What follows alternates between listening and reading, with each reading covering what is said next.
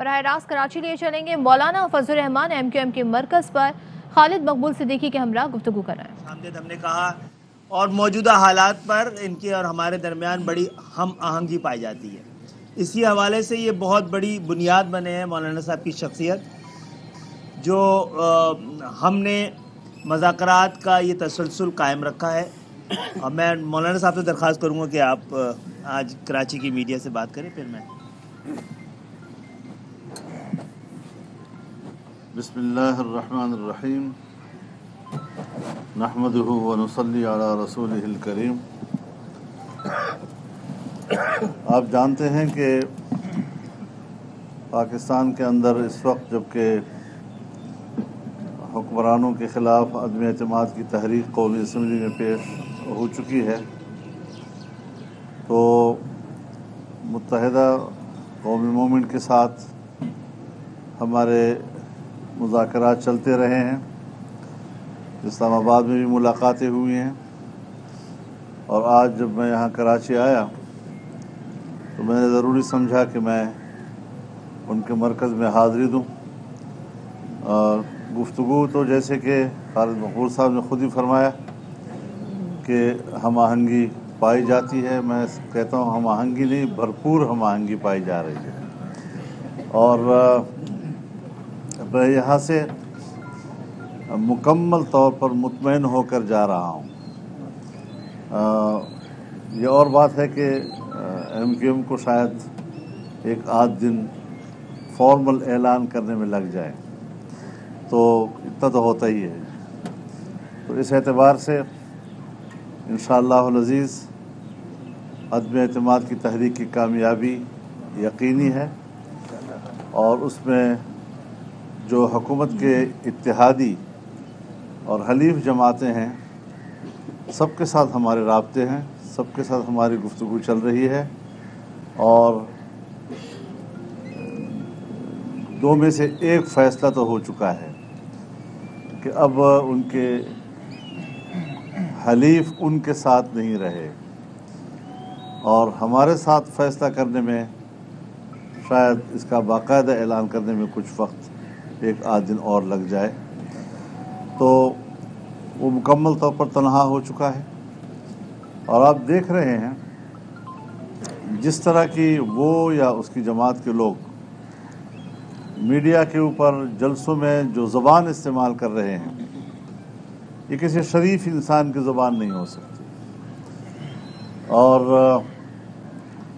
میں نہیں سمجھتا کہ اتنے بڑے منصب پر ایسے لوگوں کا ہونا، ہماری رائے بالکل صحیح تھی کہ یہ ان مناصب کی بے توقیری ہے۔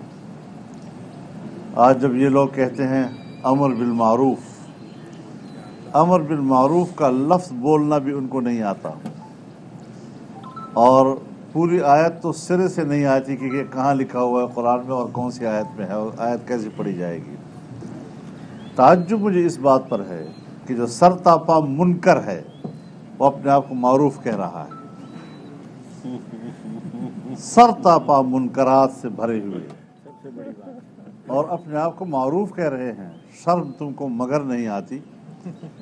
اور ان کے حلیفوں سے میں ضرور اپیل کروں گا کہ منکرات کا ساتھ دینے کے نتیجے میں اب اس کی تلافی کرنا آپ پر واجب ہو چکا ہے، تو انشاءاللہ العزیز یہ تلافی ہوگی، اور قوم کو اس سے نجات دلانا مقصود ہے۔ اچھا مولانا صاحب یہ بتا دیں،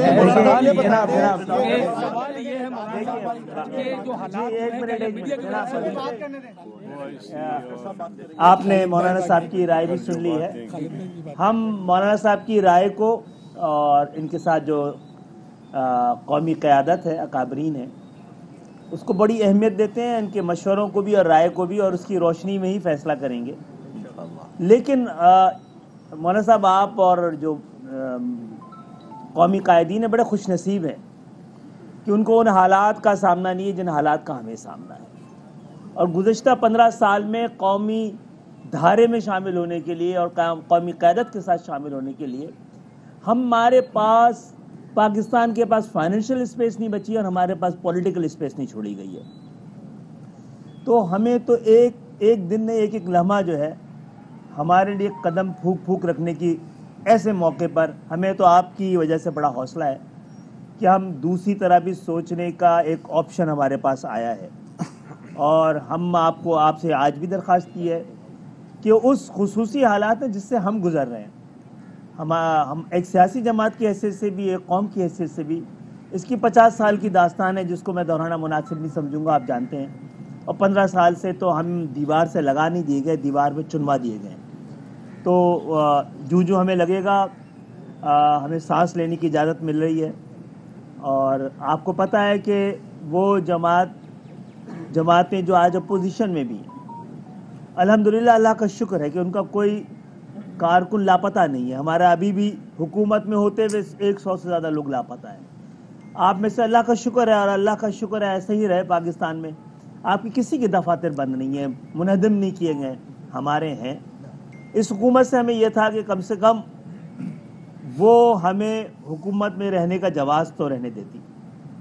اگر ہمیں پتہ لگے کہ بہت سارے معاملات میں وزیر اعظم کے پاس اختیار ہی نہیں ہے، تو پھر ایسی جمہوریت، اور ایسی جمہوریت جس کے ثمرات عام پاکستانی تک نہ پہنچیں، اس کو کرنے کا ہمیں بھی شوق نہیں ہونا چاہیے۔ لیکن آپ آئے ہیں، اور ہمیں امید ہے کہ آپ کے ذریعے اور آپ کے تجربے سے پاکستان جن مشکلات میں آج کھڑا ہے ان سے نکلنے کے لیے ہم آپ کا اور آپ ہمارا ساتھ دیں گے۔ مولانا صاحب یہ بتا دیں کہ عمران خان نے یہ کہا ہے کہ موجودہ حالات کے ذمہ دار جو ہے وہ میڈیا ہے، آپ کیا سمجھتے ہیں کہ میڈیا ہے موجودہ حالات کا ذمہ دار جو اس وقت حکومت کے ساتھ جو حالات چل رہے ہیں؟ اور مولانا صاحب اس ٹائم OIC چل رہی ہے اسلام آباد میں، ہم ایسا کون سا تیر مار لیں گے OIC میں آپ کی نظر میں؟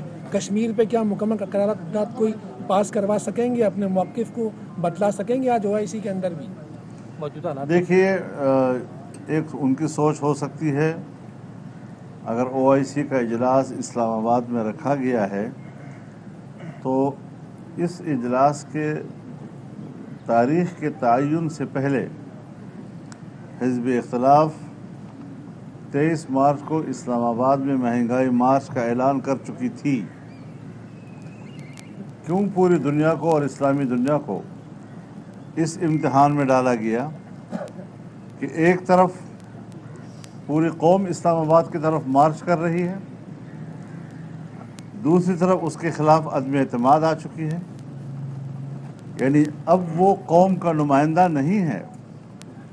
ان حالات میں وہ پوری قوم کو، لانگ مارچ کو، عدم اعتماد کی تحریک کو باہر کے مہمانوں کے ذریعے کاؤنٹر کرنے کی کوشش کر رہے ہیں۔ ایسے وقت میں بھی ہم مہمانوں کو خوش آمدید کہتے ہیں۔ مہمان کا احترام ہم پر لازم ہے۔ ہم انہیں حکومت کا مہمان نہیں، قوم کا مہمان اور پاکستان کا مہمان سمجھتے ہیں، اور اسی وجہ سے ہم نے 23 مارچ کی بجائے 25 مارچ کی شام کو مارچ کے قافلے اسلام آباد میں داخل ہونے کی ہدایات دی ہیں۔ انشاءاللہ العزیز پورا ملک آئے گا۔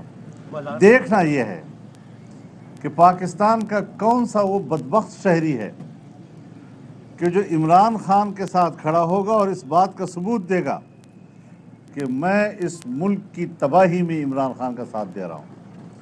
یہ کون بدبخت ہوگا، اور کیسے ممکن ہوگا یہ کہ آج اس حالات میں جبکہ ملک ڈوب چکا ہے، پاکستان کی اکانومی، یہاں تک کہ ہمارا مرکزی بینک پاکستان کے اختیار سے نکل چکا ہے، ہمارے سالانہ بجٹ کا تخمینہ 0 سے نیچے جا چکا ہے، ہمارا روپیہ ڈالر کے مقابلے میں 185 کو کراس کر رہا ہے، مہنگائی چاہے وہ راشن کی صورت میں ہو، چاہے تیل کی صورت میں ہو، بجلی کی صورت میں ہو، چاہے دوائی کی صورت میں ہو، عام آدمی کی پہنچ سے باہر ہو گئی ہے۔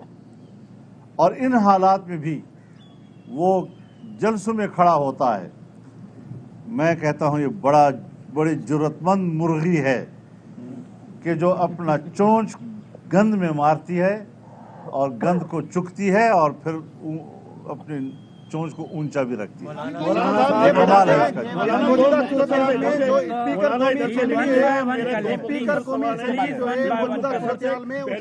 مولانا یہ بتائیں آپ کہ جو دھمکیاں دے رہے ہیں، 3 لوگوں کو جو دھمکیاں دے رہے ہیں کہ اس کے بعد اگر عدم اعتماد اگر قائم نہیں، حکومت نے دھمکی دی ہے تو اس کی آپ نے کیا سوچا ہے کہ کس طرح نمٹیں گے؟ دوسرا یہ ہے کہ جب وزیر اعظم جائیں گے تو سوچ یہ آ رہی ہے کہ وہ جب خود نہیں کھیلیں گے وہ کسی کو کھیلنے نہیں دیں گے، سسٹم ڈی ریل کی طرف نہ چلا جائے، تو اس حوالے سے آپ کیا سوچ رہے ہیں؟ میرے خیال میں سوال ہے کہ تحریک انصاف کے اراکین اسٹیٹ اسمبلی یہ بھی اعلان کر رہے ہیں کہ انصار الاسلام کے مقابلے میں وہ اپنی ایک فورس تیار کریں گے اور اپنے اراکین کو تحفظ فراہم کریں گے، کیا کہیں گے آپ؟ حضرت بات یہ ہے کہ ہر پارٹی وہ اگر ایک رضاکاروں کی تنظیم رکھنا چاہتی ہے تو رکھے، اور ہیں انہوں نے جو ٹائیگر فورس بنائی ہوئی ہے اس کے مقابلے میں ہمارے تو خادم ہیں. ہر پارٹی کے پاس کارکن ہوتے ہیں، وہ ان کے جلسوں کو کنٹرول کرتے ہیں، اس کے نظم کو برقرار رکھتے ہیں، وہاں دریا بچھاتے ہیں، سٹیج لگاتے ہیں، پانی پلاتے ہیں لوگوں کو. اس خدمت میں جو تنظیم ایک پارٹی کے دستور کا حصہ ہے، وہ دستور جو الیکشن کمیشن میں رجسٹرڈ ہو چکا ہے، اس طرح کے سوالات پیدا کرنا کہ چونکہ یہ مذہبی لوگ ہیں، چونکہ یہ داڑھی پگڑی والے لوگ ہیں، آج کل بڑی آسانی سے ان کو نشانے پہ رکھا جا سکتا ہے، جلدی سے ان کی نسبت دہشت گردی کی طرف کی جا سکتی ہے. اب جو انہوں نے دھمکیاں دی ہیں کہ پھر تم سے کوئی شادی نہیں کرے گا، تو پھر شادی نہیں کرے گا والا انجام تو خود اپنا دیکھ لے، باقیوں کی بات تو بعد میں کرے.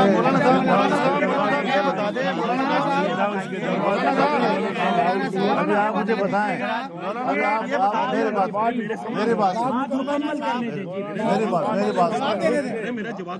آپ مجھے دیکھیں کہ سندھ اسمبلی کے اوپر، سندھ ہاؤس کے اوپر جو انہوں نے حملہ کیا ہے، یہ کس شرافت کا نام ہے؟ لاجز میں اگر 10 رضاکار موجود تھے، 10 اور 10 کو 70 بتایا گیا جھوٹ بول کر، اور 10 اپنے ممبران پارلیمنٹ کے ساتھ ایک لاج کے اندر موجود ہیں، منقسم لاجز میں بھی نہیں، اور ایک ڈرامہ رچایا گیا کہ یہ تو پتہ نہیں کوئی ہلہ بول گئے تھے جیسے انہوں نے لاجز پہ قبضہ کر لیا تھا. لیکن میں شکر گزار ہوں ان تمام سیاسی جماعتوں کا کہ جنہوں نے اس موقع پر ایک جہتی کا مظاہرہ کیا، بھرپور طور پر کیا، اور انہوں نے جو وہاں دہشت گردی کی، دروازے توڑے، وہ کس زمرے میں آئیں گی؟ کیا دنیا اس کا نوٹس لے گی یا نہیں لے گی؟ مولانا صاحب یہ بتا دیں،